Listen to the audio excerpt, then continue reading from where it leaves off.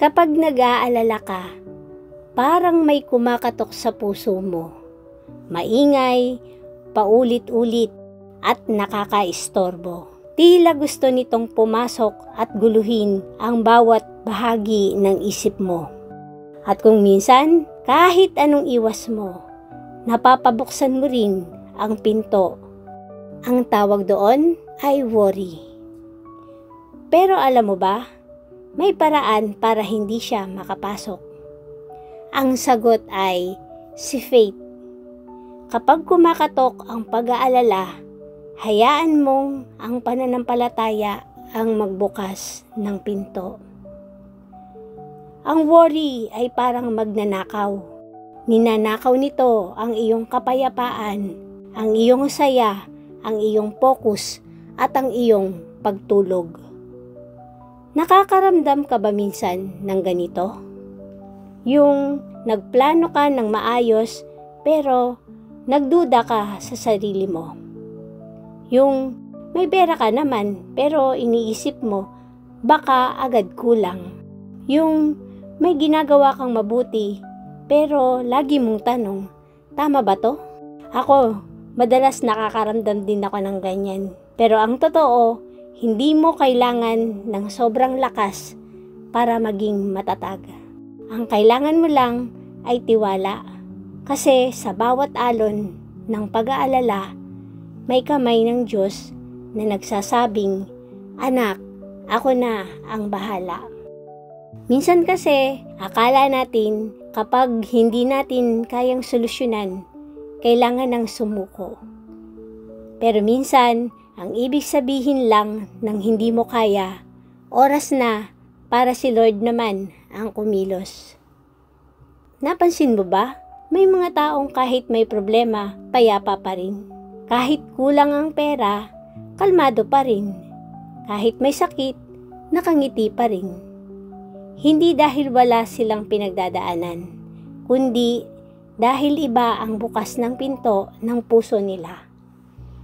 Kapag kumakatok ang worry, hindi takot ang bumubukas, kundi faith. Sila yung mga taong nagsasabing, "Hindi ko alam kung paano, pero alam kong may paraan ng Diyos. Hindi ko alam kung kailan, pero alam kong darating siya sa tamang oras." Kapag nagtiwala ka kay Lord, ang imposible ay nagiging posible. Ang gulo ay nagiging direksyon, at ang alon ng takot ay nagiging daan ng biyaya. Narito ang mga ilang hakbang para maiwasan ang worry.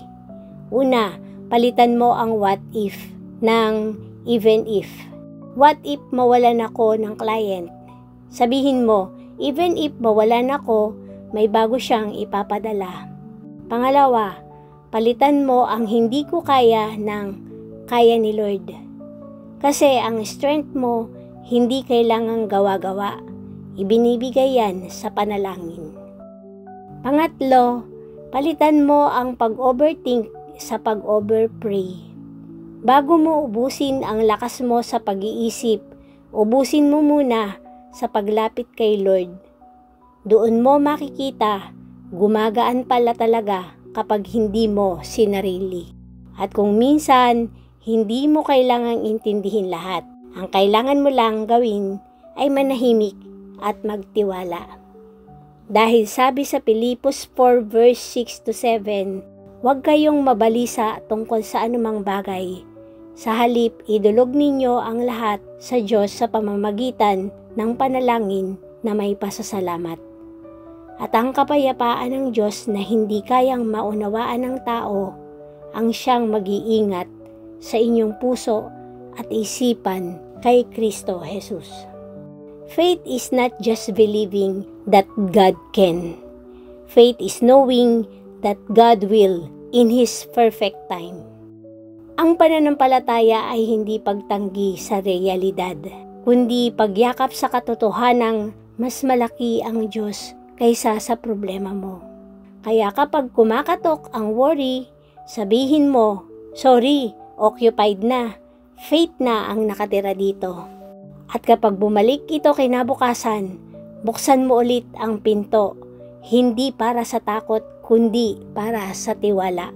Dahil araw-araw, dalawa lang ang choice mo, yung mag-alala o magtiwala. Pumikit ka sandali, huminga ka ng malalim, at sabayan mo ako sa panalangin ito. Panginoon, salamat sa paalaala mo.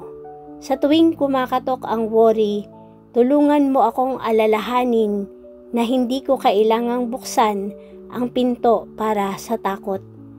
Sa halip, hayaan kong pananampalataya ang sumalubong. Palitan mo ang pangamba ng kapayapaan, ang pagod ng pag-asa at ang takot ng pagtitiwala.